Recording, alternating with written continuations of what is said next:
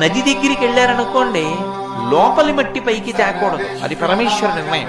బయట మట్టి నదిలో వెయ్యాలి.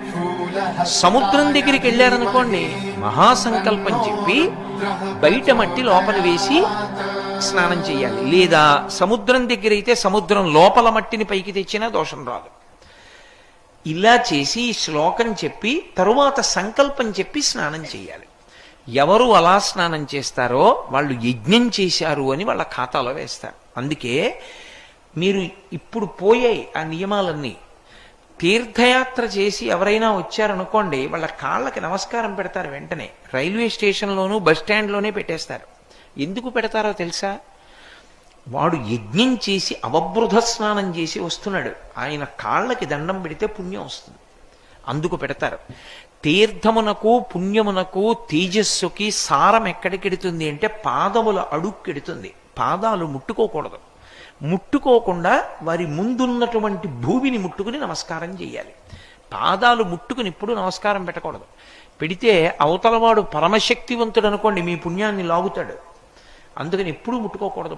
నేను నమస్కారం గురించి మీతో ఒకసారి ఉపన్యాసం చెప్పాను కూడా ఇక్కడ. కాబట్టి దూరం నుంచి భూమిని ముట్టుకుని నమస్కారం చేయాలి. తీర్థయాత్ర అంతేకాని దేవతా దర్శనాల కోసం యాత్రలు చెయ్యరు.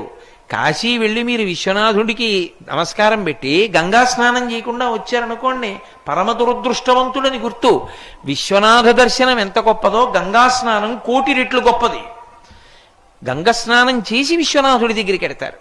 విశ్వనాథుడు లోపల లింగం చూడకపోయినా పైన దేవాలయంలో ఉన్న విమానాన్ని చూసొచ్చేసినా సరే, గోడ చూసొచ్చినా సరే, 8వ వంతు చూసినట్టు తీర్థం మీకు దొరకదు.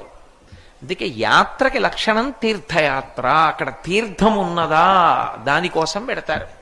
తీర్థమునందు స్నానం చేయకుండా రాకూడదు. నేను మొన్న వెంకటాచలం వెళ్ళాను. స్వామి పుష్కరిణి మరమ్మత్తు చేస్తున్నారు దీనికోసమని, బ్రహ్మోత్సవాల కోసం. నేను పద్మావతి అమ్మవారి కోనేటికి వెళ్ళి స్నానం చేసి వచ్చాను. చెయ్యాలి. ఇక చెయ్యనప్పుడు ఎందుకు తీర్థయాత్ర? ఎందుకు నువ్వు వెళ్ళడం? అనవసరం. తీర్థస్నానం చెయ్యనప్పుడు దాని వలన నీకొచ్చే ప్రయోజనం ఉండదు తీర్థయాత్ర వల్ల.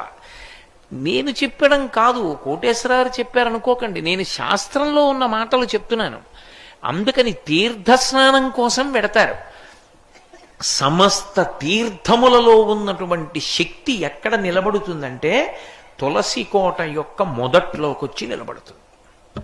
తులసి మొక్క వేశాననుకోండి, నేను తులసి మొక్క వేసినప్పుడు తులసి మొక్క పైకి లేచినప్పుడు చుట్టూ ఉన్న మట్టి ఉంటుంది చూశారు, ఆ మట్టి యందు సమస్త తీర్థముల యొక్క సార